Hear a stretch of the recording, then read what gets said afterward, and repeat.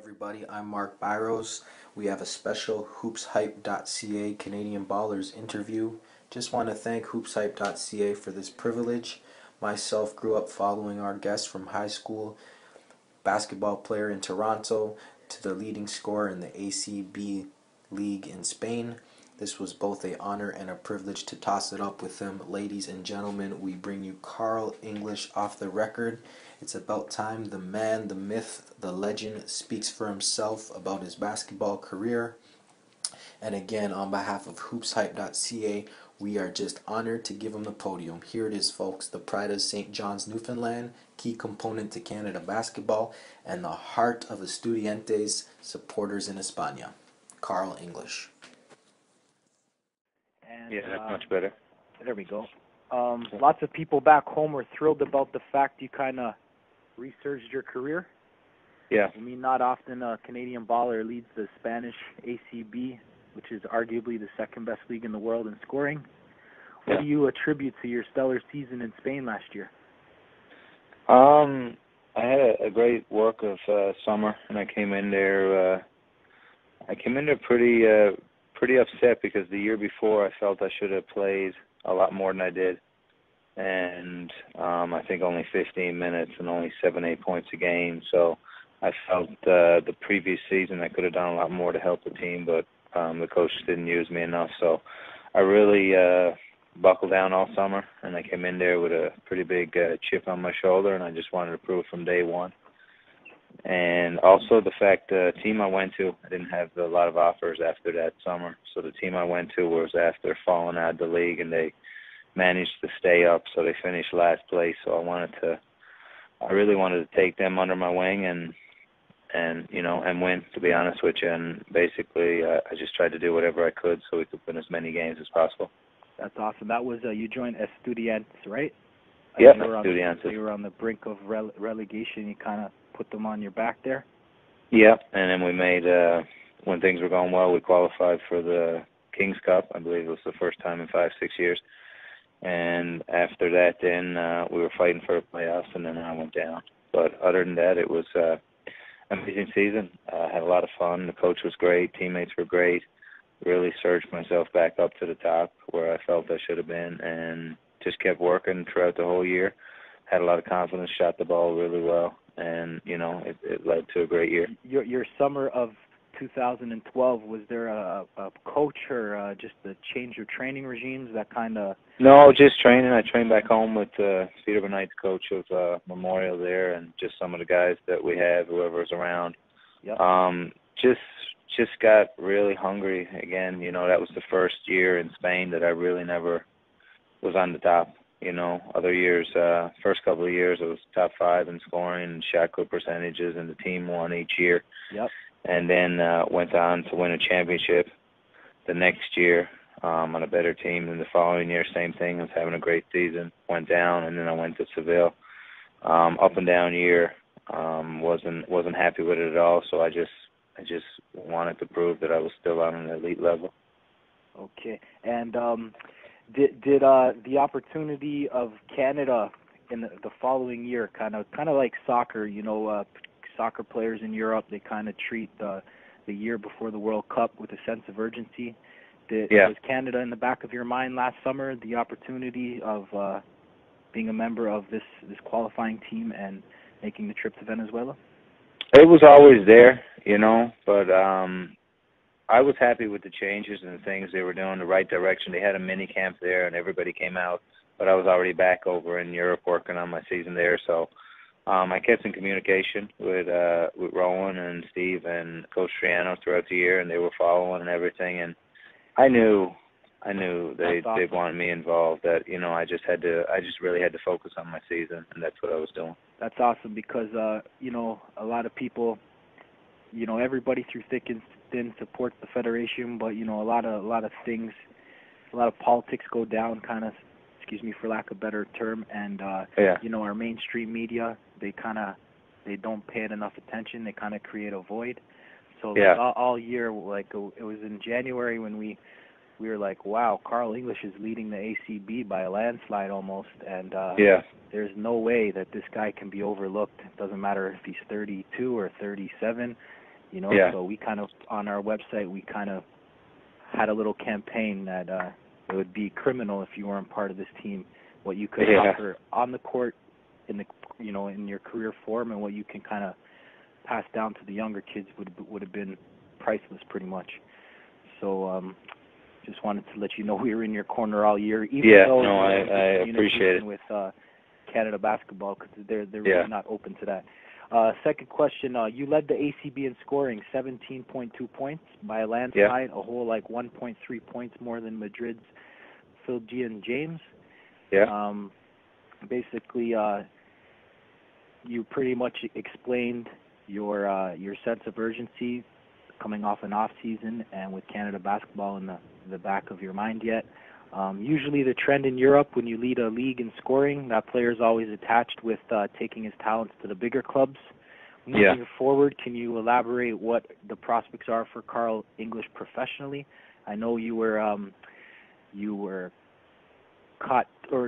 told Spanish media that, you know, there's truth to, you know, bigger clubs come calling, but then this week you were recorded in a Spanish media saying you're pledging allegiance to Estudiantes.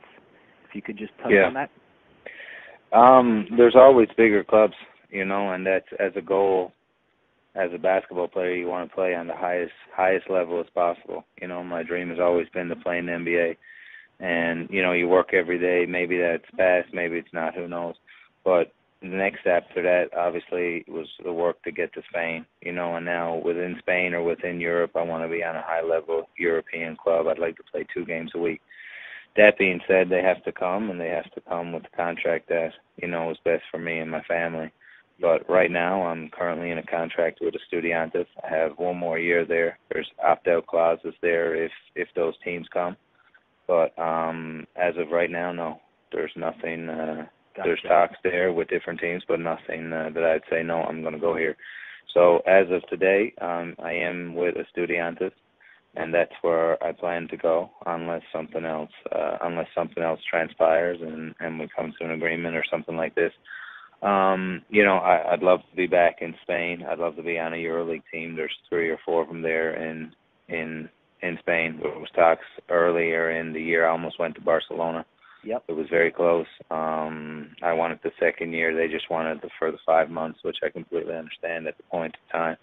I'm not sure if anything else will happen for that over the rest of the summer. It's been a slow process this year based on the market, based on European basketball that's going on right up until the end of September. So that slowed everything down. I know my agents are talking to some teams in Greece and some teams in Turkey. So I'm not sure what will happen, but as of right now, I have a contract with Estudiantes. Yeah, fair enough. You know, it's me and my wife, or fiance, we traveled through the Iberian Peninsula, and we were in Barcelona, and I loved Ricky Rubio growing up, so, you know, I'd grab the Barcelona jersey, and it's there without a number, so hopefully one day I can, you know, print the 23 in English on it. But that'd be awesome. It was extremely close this year, and it's one of those things where you never know what to do. You never know what's the best situation. But at that time when they were coming for me, I think I was at 20 points a game, and the next guy was 15, and I was also top 2 in the MVP for the season. So my agent made a decision and said, you know, if you want to take the best player, you got to give him a second year so I have more confidence. And I agree with what they were saying, but you know, it doesn't always work out the way you want it to work out. So, you know, if I was to play, to me, the best team to play for in Europe will be Barcelona. So I'm right with you with that jersey, but, you know, it doesn't always work out that way. Still early. I think you're just scratching the surface of how productive the summer's going to be.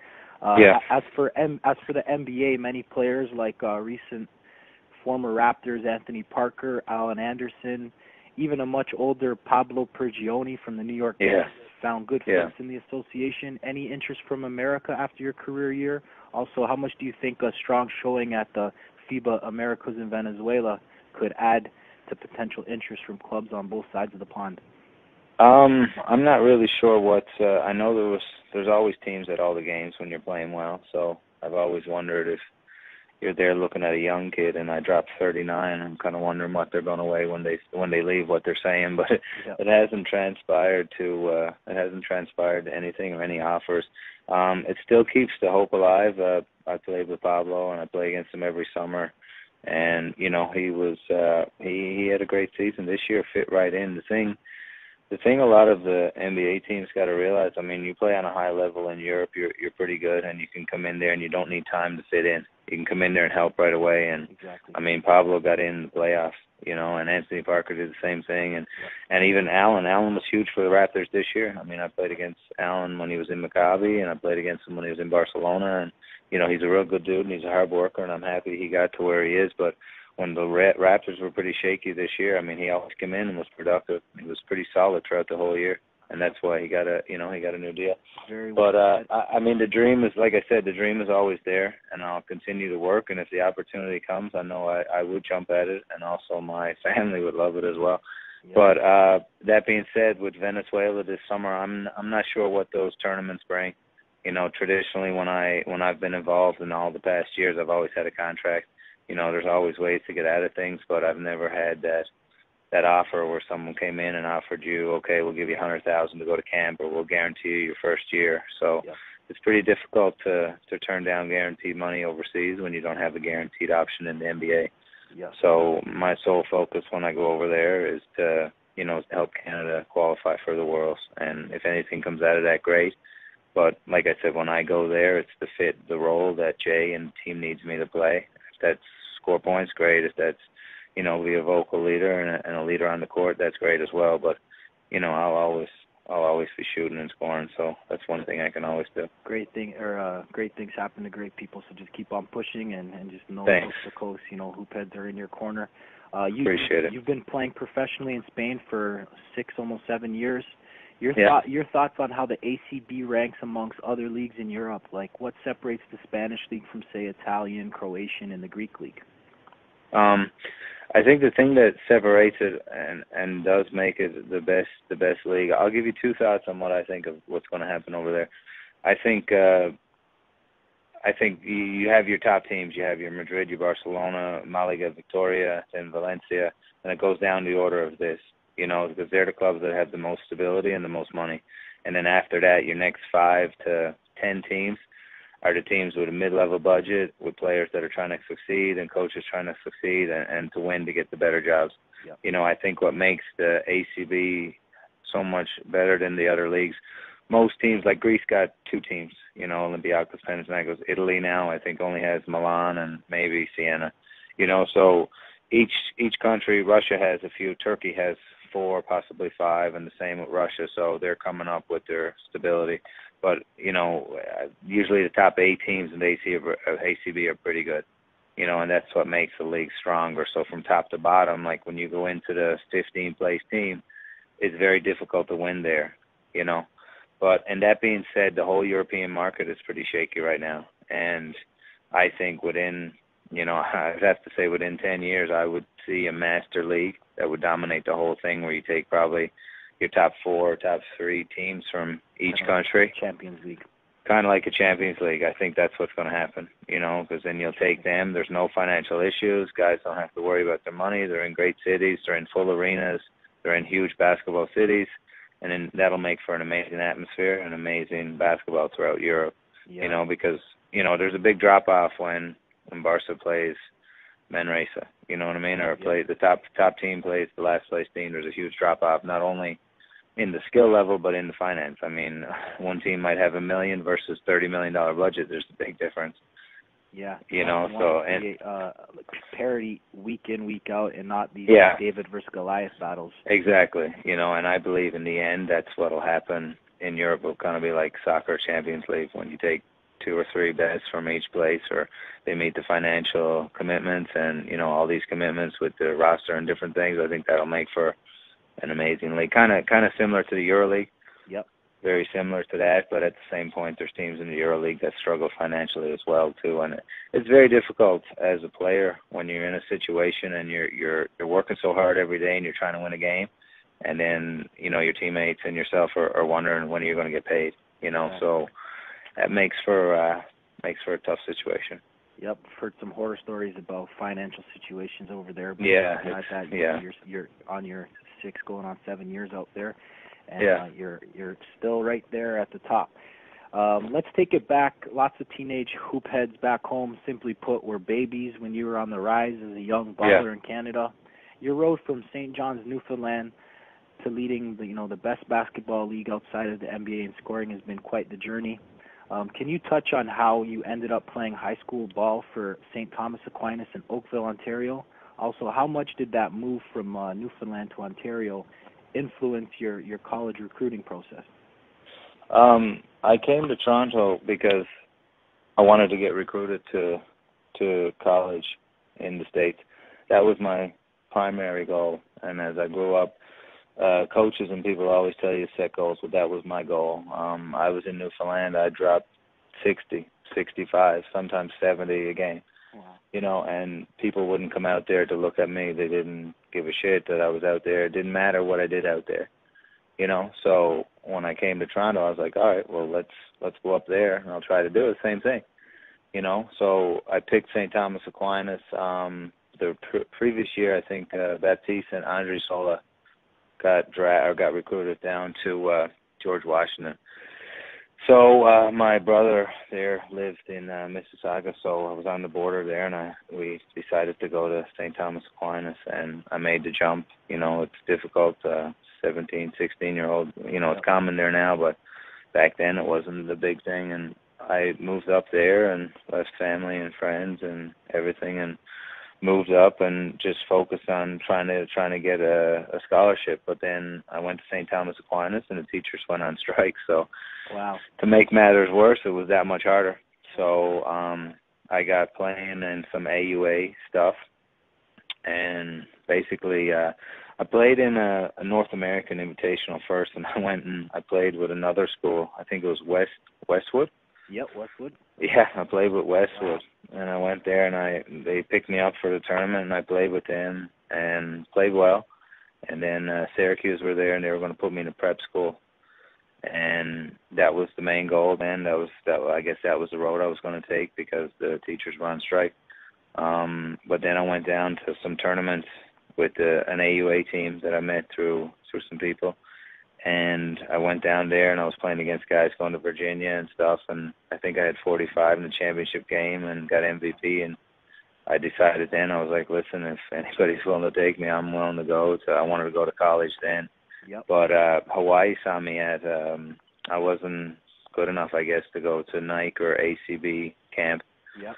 So I went to Atlantic Cape camps, and I went there, and I balled out there, and I got MVP of that camp. So everybody came from Adidas and Nike to watch me there, and I got a lot of offers after that. Some from mid-majors, Creighton and Notre Dame, Bradley, these places. And Hawaii was there, and I was still going to do the prep school thing. Was what I was going to do. I wanted to stay more on the East Coast, and they were late. I was committed to go there. Went out of school, liked it, everything, the coach, everything, and they were late with their paperwork. And the paperwork was late, so then Hawaii convinced me to go there on a visit. And because they were late with the paperwork, I went to Hawaii. And when I got there, it was amazing. And I signed when I was there. So then that eliminated the prep school, and that's how I ended up there. That right there, what you just shared, is like music to ears of, aspiring athletes, not only for them, yeah. but, parents and, their support circles, they're kind of on the fence. And when yeah. you hear, a pioneer like yourself was in the same boat and had, even more variables and obstacles, and yeah. persevere through. There's so many factors, there's so many factors, and that's what I tell everybody. There's so many factors to reach your goals and to get what you want and to strive. And it seems like, I guess, nothing in life that's easy is worth taking, but I mean, sometimes the road can be a little bit easier, but other times, I mean, it makes you stronger. And, the fact to move away and then the teachers go on strike, I'm like, what the hell do I do now? Yeah. But I kept working, and one of the things I did do when I got to the school, I made a homemade tape. I set up a camera in the gym. I made a homemade tape, and then I went to the video room, and I sent all those tapes out, about a bunch of tapes. I copied them all, hours to copy them. I sent them all out to schools, so schools came back, wanted to see me. And then I was like, well, I have nowhere to play. Come see me, Carl, we preach to the kids that and the parents that you guys control your own destiny, and to Yeah. hear you say that, you resorted to old-fashioned methods of, Yeah. making a film and catering letters to coaches and stuff. Yeah. Even though it's 2013, kids got to still continue to do that. Yeah. I mean, it only takes one person. It takes one person to like you, and that's the same with this NBA thing. And that's why I've always, I just need one person to like me and give me a shot, and I won't let them down.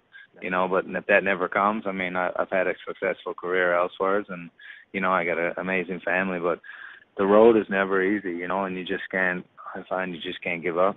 That's it, and you epitomize just keep on pushing and keep on shooting from when you're a young man to just as recent as last year when your team was in the dumps and you kind of resurged your career and your fortunes.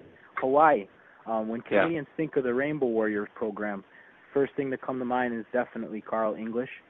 Another young baller from Canada, Negus Webster Chan, actually transferred from Missouri to Hawaii this past spring. Have yourself and Webster Chan ever crossed paths before, or after his decision to relocate to University of Hawaii, has he reached out to you at all? No, I've heard that he transferred, but I haven't spoke to him. I mean, if he wants to call me, it's no problem. But the guys here, when I came in here, they told me guys come to Hawaii. So I mean, there's plenty of things. There's amazing support staff out there that'll help. It's a very unique situation there, and the fact that you're on the island, you know what I mean, and the people on the island are amazing. Yeah, that was my next question. The whole college experience in Hawaii, how was it fulfilling your dream in paradise? Is Hawaii actually was advertised?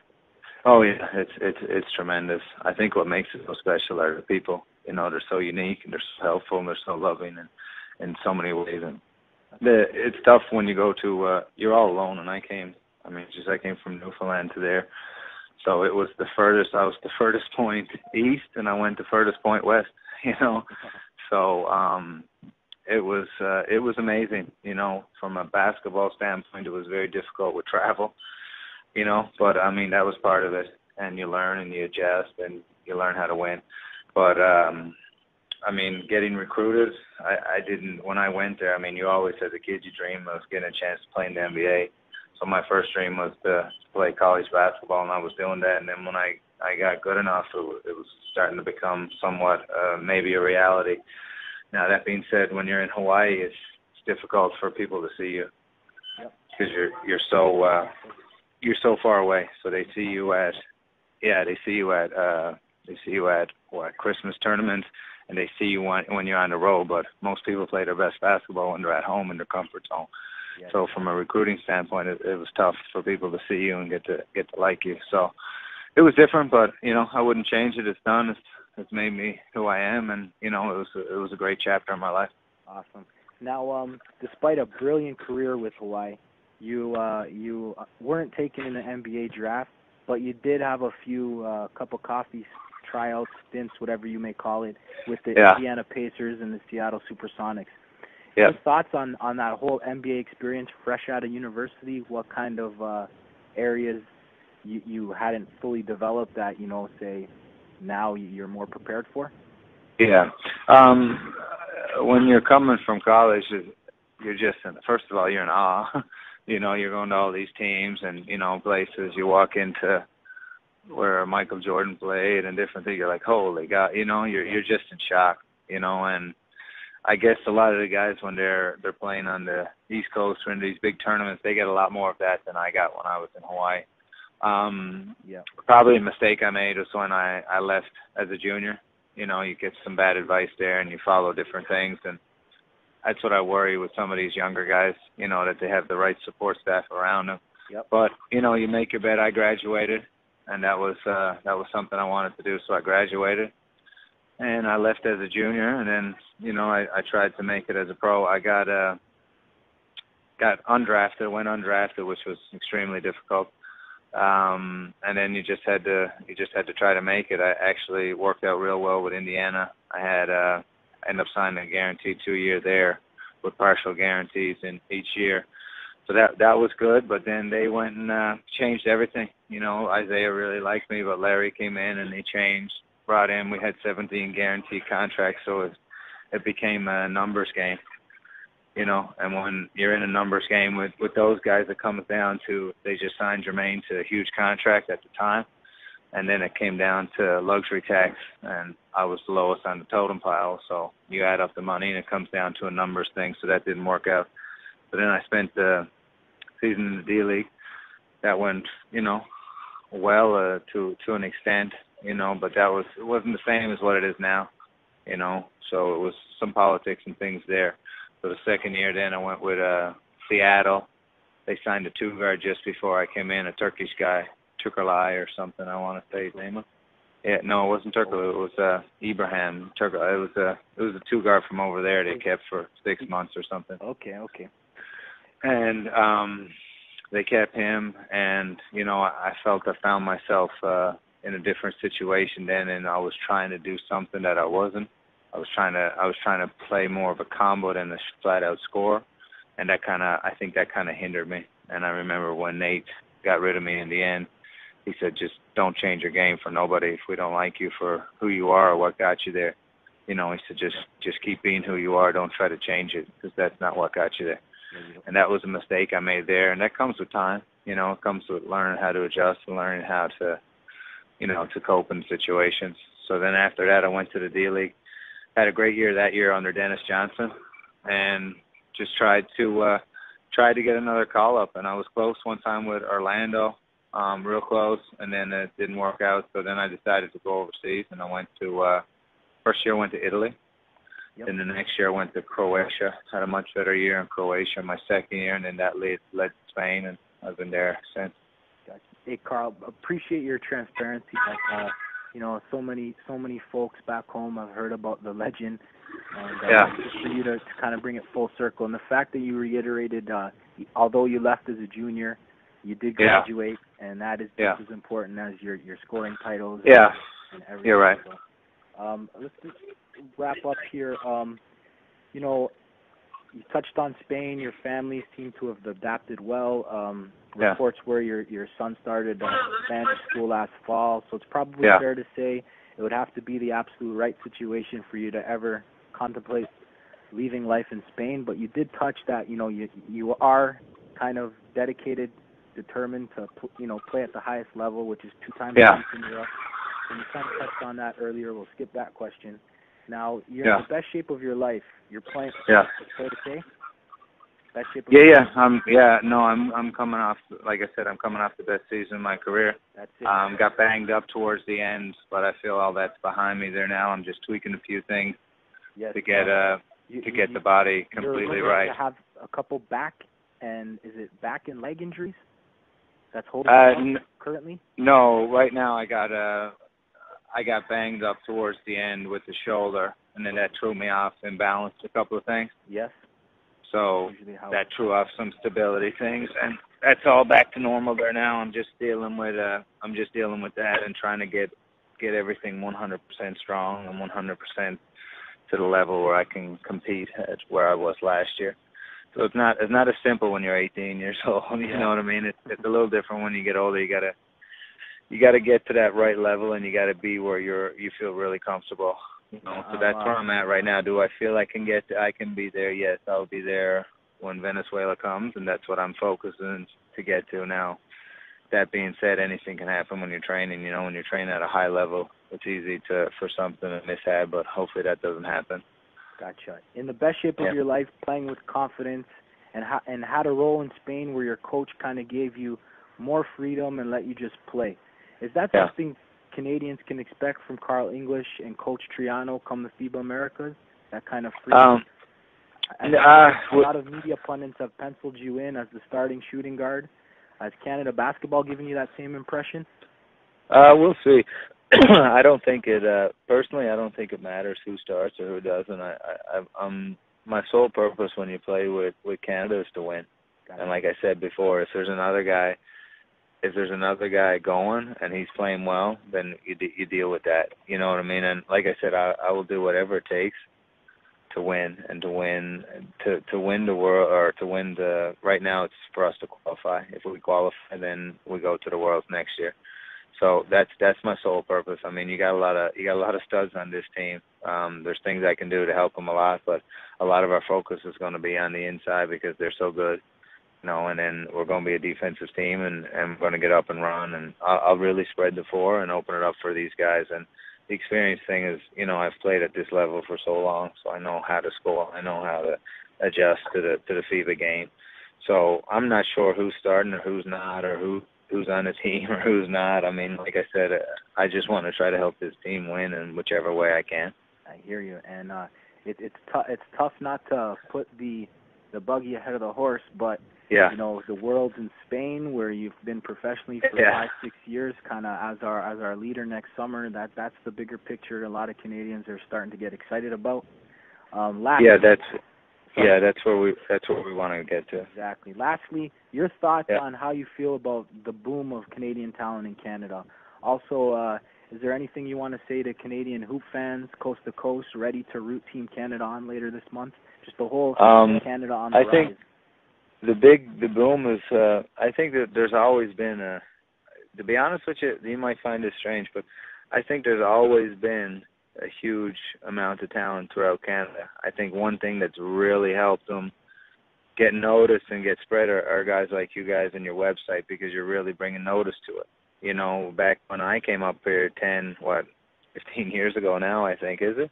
Yep. Yeah, 15 years ago. Well, you know, it wasn't the same publicity and it wasn't the same situation, and the things that was going on, I mean, it wasn't as noticed as much. You know, if you went out and scored 35, you wouldn't even make the paper. Now, if I was in Toronto, I mean, I'd be right on the front of your website. Yep. So it's a whole different. So guys like your website and guys like you are really promoting the basketball here, and it's making a whole new perspective on how we look and how we develop and how we scout. You know.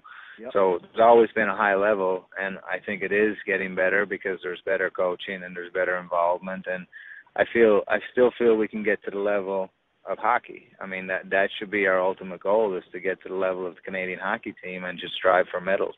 That's it. Kind of when we launched this website, you know? Hoopside Canada, a lot of sponsors and stuff said, is there enough content like basketball related that the average sports fan cares about? And I try to tell them, the pipeline is bursting now, and guys like you, we set our mission to recognize excellent work like yourself, and you guys are kind of building that demand. So thank you more than. I wish they could follow us more over there as well, because the basketball over there is extremely fun to watch, and the fans get so involved. It's like that soccer mentality. Yep.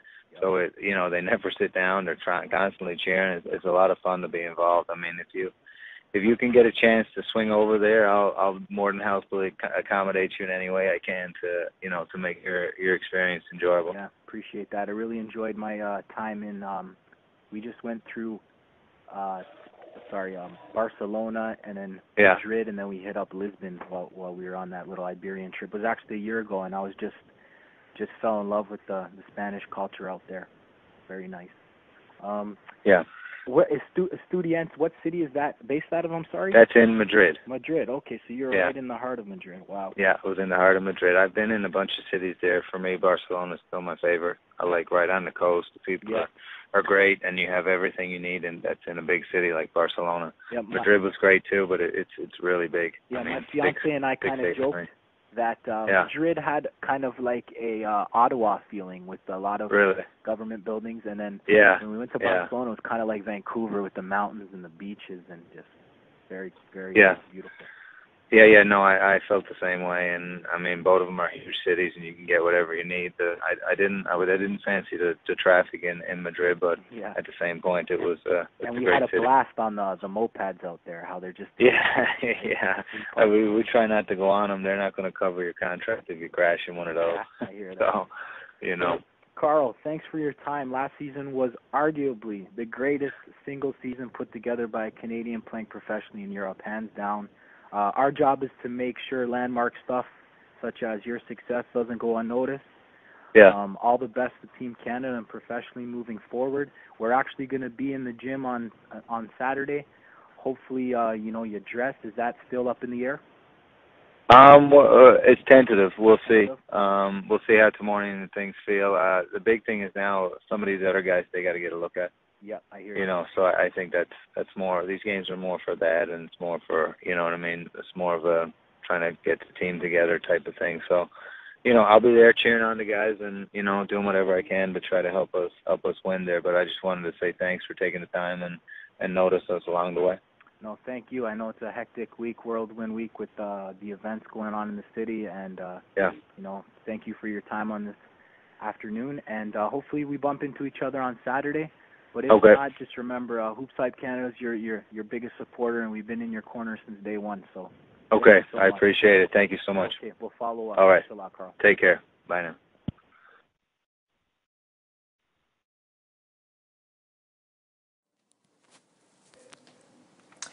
There you have it, folks. Hope you enjoyed that. And remember to keep it tuned online at hoopshype.ca or follow on Twitter at hoopshypeca for round-the-clock coverage of Canadian hoops and more of these type of pieces in honor of recognizing excellent work by our Canadian ballers, continent to continent. Thank you.